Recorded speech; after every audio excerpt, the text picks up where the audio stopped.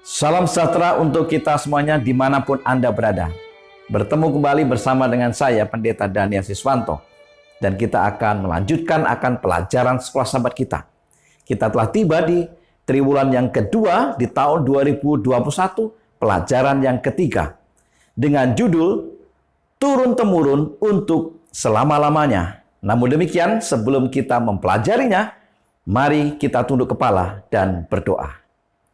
Bapa kami yang di sorga, sementara kami akan belajar firman melalui pelajaran sekolah sahabat ini, berkati kami, urapi kami dengan kuasa Roh Kudus-Mu, agar apa yang kami pelajari, kami boleh mengerti, dan dengan demikian, iman kami semakin hari semakin bertumbuh di dalam Tuhan. Terima kasih ya Tuhan. Inilah doa kami, dalam nama Yesus, kami berdoa. Amin. Saudara-saudaraku yang kasih Tuhan, turun-temurun untuk selama-lamanya. Ayat hafalan kita terdapat di dalam Kejadian 6 ayat yang ke-8. Tetapi Nuh mendapat kasih karunia di mata Tuhan. Saudara-saudaraku yang kasih Tuhan, pertumbuhan kejahatan sangat cepat setelah manusia jatuh dalam dosa. Jadi setelah Adam dan Hawa jatuh dalam dosa, maka pertumbuhan kejahatan itu semakin cepat. Tuhan telah mengaruniakan kemampuan intelek yang besar, kesehatan yang hebat, dan umur yang panjang kepada manusia. Tetapi manusia menyalahgunakan hal tersebut dalam segala bentuk. Allah memilih untuk menghentikan pemberontakan yang merajalela ini dengan air bah universal. Nah, pekan ini kita akan belajar kabar baik dari Allah untuk manusia yang berdosa. Karena Allah menghukum orang jahat dan menyelamatkan orang yang mau bertobat. Di pelajaran hari Minggu, prinsip dosa.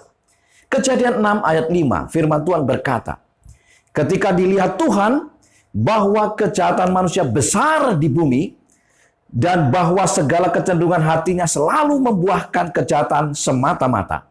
Saudara sekalian, dosa telah merusak ciptaan Allah dari yang sungguh amat baik menjadi tidak baik.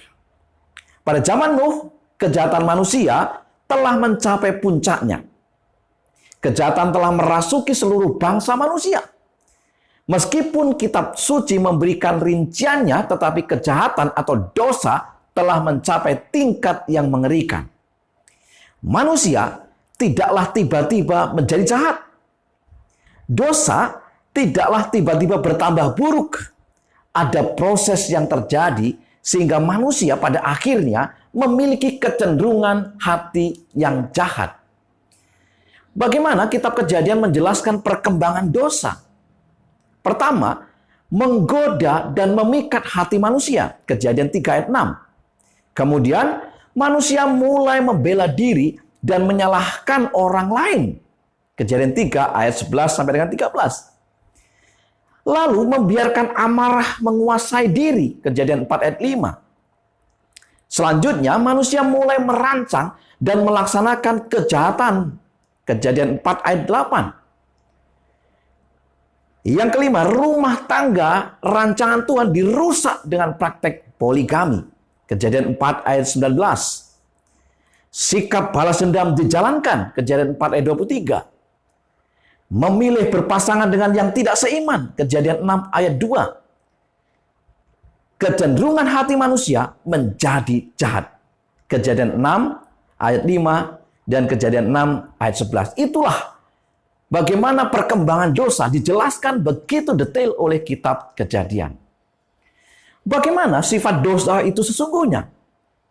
Pertama, secara bertahap cenderung menjadi lebih buruk dan begitulah cara kerjanya. Yang kedua, dosa tidak seperti luka atau sayatan yang dengan proses otomatis yang ada dalam tubuh akan membawa proses kesembuhan dengan sendirinya. Tidak demikian.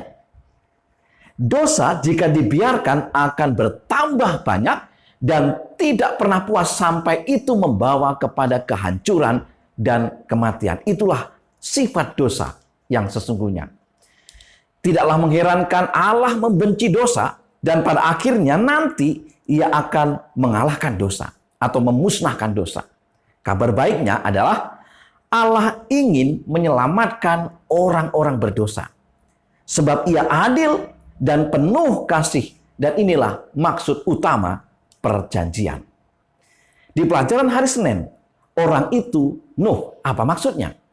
Kejadian 6 ayat 9, firman Tuhan berkata, inilah riwayat Nuh.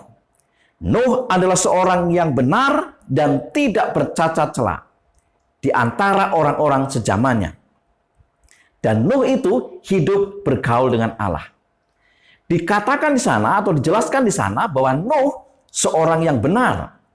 Itu berarti apa yang ia lakukan selaras dengan yang ia imani, yang ia katakan dan yang ia ajarkan. Dikatakan juga Nuh tidak bercela, itu berarti ia tidak membiarkan dirinya terbawa arus kejahatan orang-orang pada zamannya. Ia membentengi hati, pikiran, dan hidupnya dengan prinsip-prinsip kebenaran. Dan kemudian dijelaskan juga di sana Nuh bergaul dengan Allah. Itu berarti ia telah memilih siapa yang menjadi sahabat terbaiknya. Ia berkomitmen untuk memisahkan diri dari pergaulan dengan orang-orang dunia yang dapat merusak keakrabannya dengan Tuhannya. Bagi Nuh, tidak ada yang lebih menyenangkan selain bercakap-cakap dengan Tuhan. Mengapa Tuhan memilih Nuh untuk memenuhi tujuannya? Ada beberapa alasan yang bisa kita kemukakan. Yang pertama, Nuh adalah seorang yang memiliki hubungan yang menyelamatkan dengan Tuhan. Yang kedua, ia adalah seorang yang dapat bekerja sama dengan Allah. Yang ketiga, ia adalah seorang yang mau mendengarkan Tuhan. Yang keempat, ia adalah seorang yang mau menuruti Tuhannya. Yang kelima, ia menaruh percaya pada Tuhan sepenuhnya. Dan yang keenam, seperti yang dikatakan Petrus, Nuh adalah seorang pemberita kebenaran.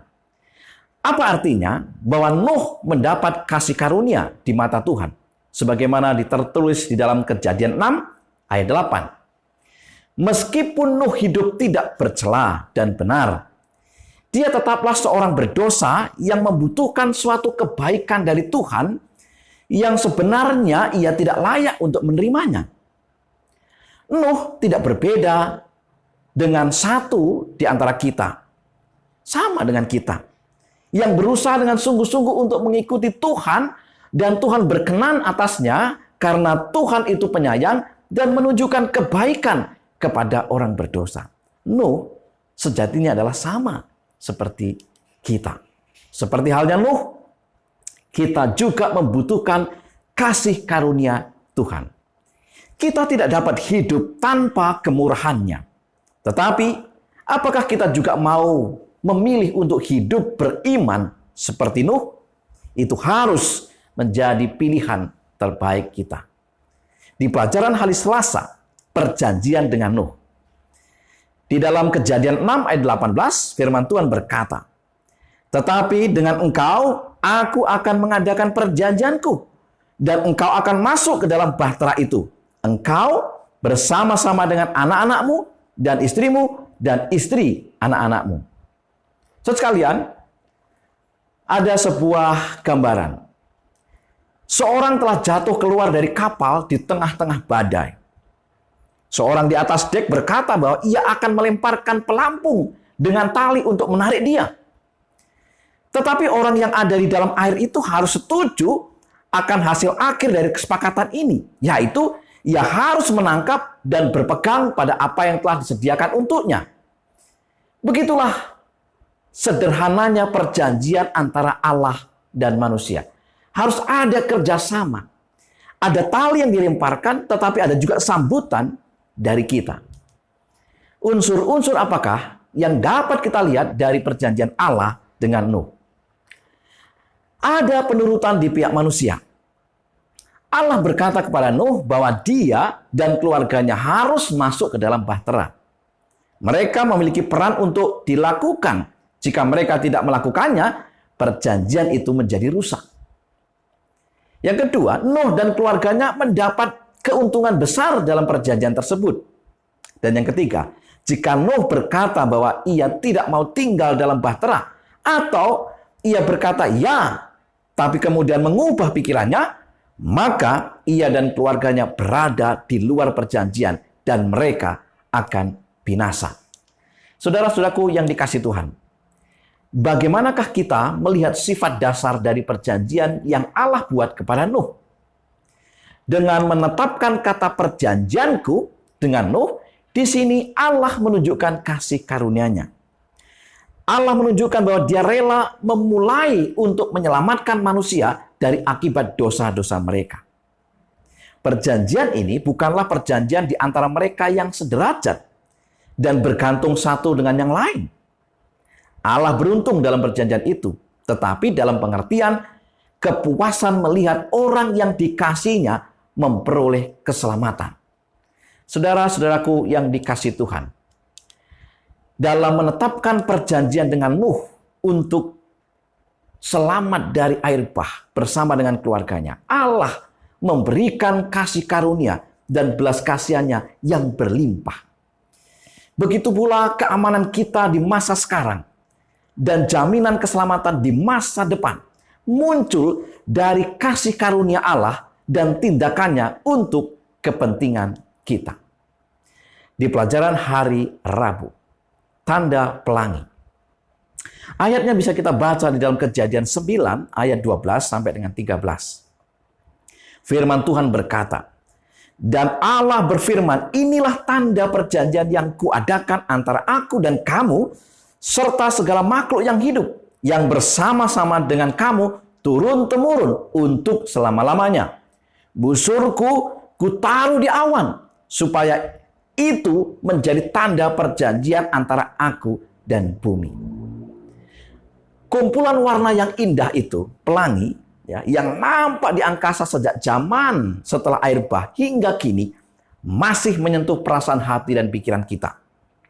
Tetapi, seberapa banyak tanda itu mempengaruhi kita untuk percaya dan menurut kepada Tuhan adalah sesuatu yang penting untuk kita renungkan. Berbeda dengan perjanjian dengan Abraham atau perjanjian di Sinai, tanda perjanjian Tuhan dengan pelangi ini tidak ada tuntutan khusus dari pihak manusia yang diuntungkan dengan perjanjian ini. Bahkan dengan Nuh pada waktu itu.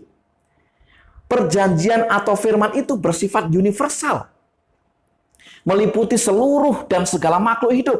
Turun-temurun untuk selamanya. Kejadian 9 ayat 12 dan Kejadian 9 ayat 15. Tidak peduli seseorang memilih untuk menurut Tuhan atau tidak.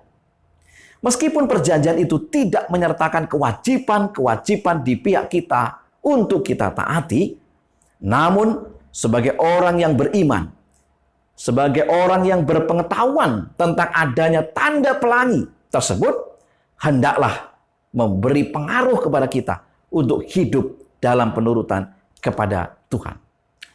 Ada dua potret dan tempat yang berbeda dari pelangi kitab suci yang beraneka warna tersebut.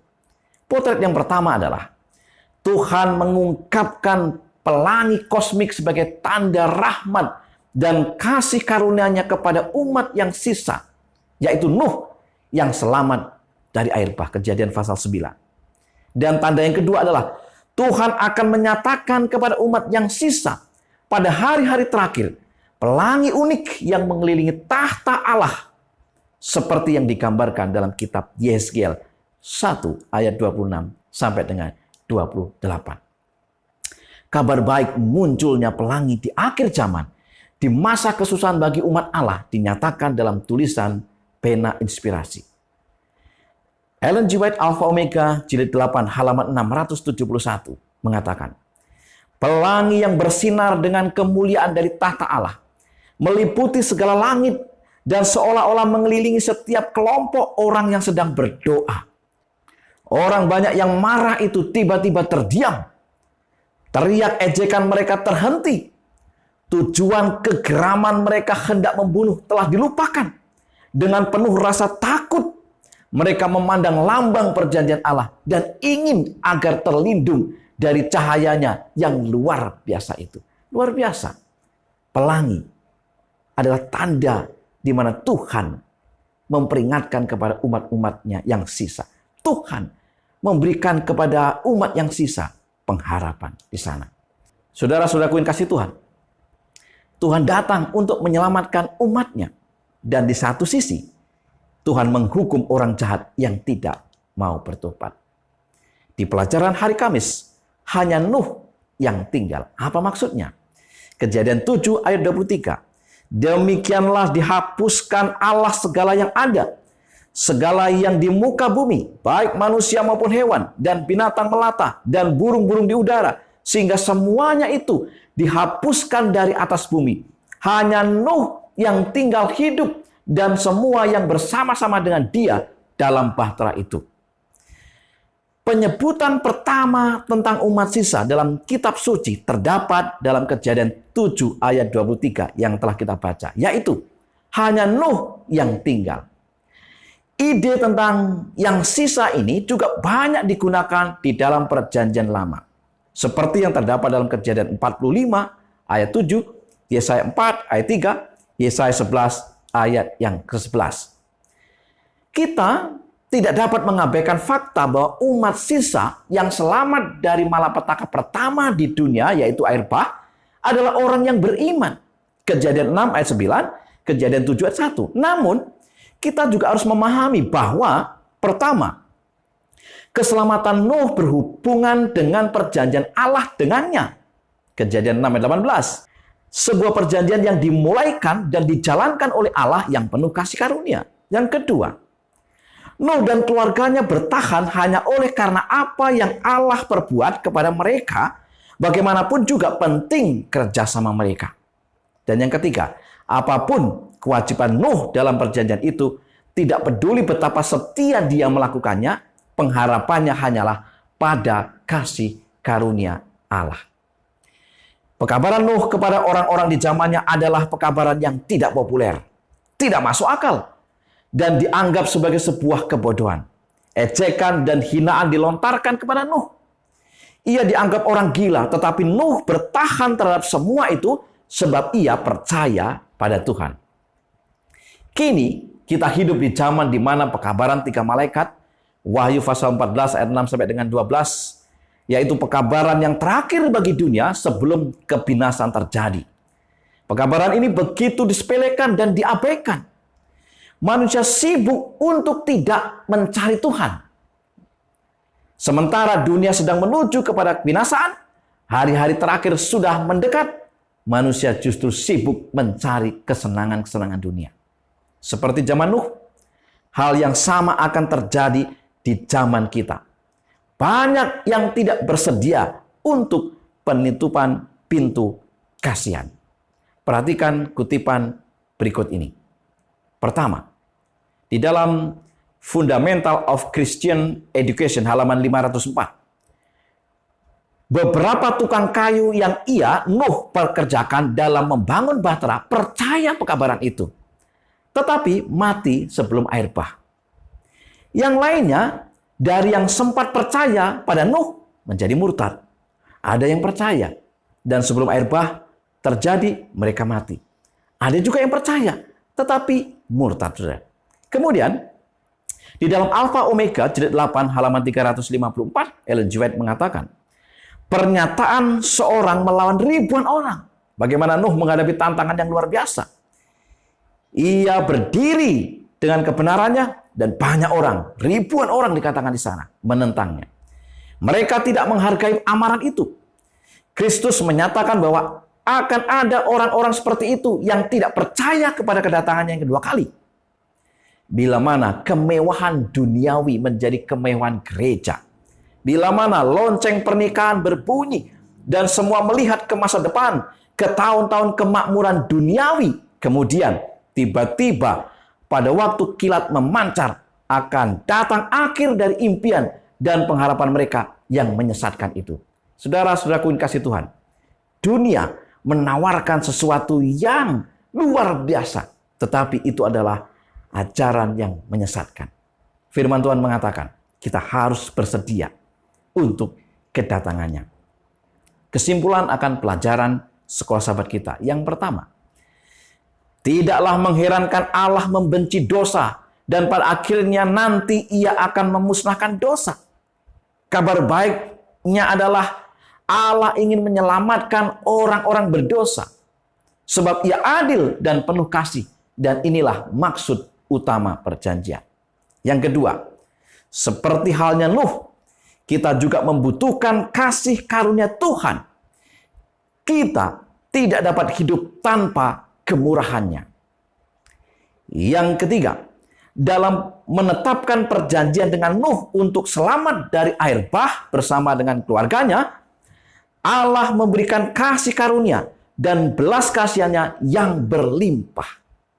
Yang keempat, Tuhan datang untuk menyelamatkan umatnya. Dan di satu sisi, Ia juga akan menghukum orang jahat yang tidak mau bertobat. Dan yang kelima, seperti zaman Nuh, hal yang sama akan terjadi di akhir zaman.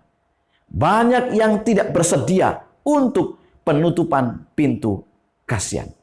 Apakah saya dan saudara bersedia untuk kedatangannya yang sebentar lagi? Inilah pelajaran yang bisa kita pelajari. Kiranya menjadi berkat bagi kita. Mari kita tunduk kepala dan berdoa. Bapa yang di sorga, terima kasih untuk pelajaran sekolah Sabat yang sudah kami pelajari. Kembali kami meminta agar kuasa Roh Kudus-Mu, curahan kuasa Roh Kudus-Mu menjadi bagian kami, mengurapi kami. Dan kami diberikan roh, pengertian, pengetahuan, memahami akan firman yang telah kami pelajari. Terima kasih ya Tuhan. Berkati akan umat-umat-Mu dimanapun mereka berada.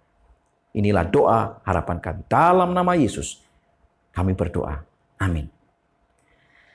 Terima kasih saudara-saudaraku dimanapun Anda berada.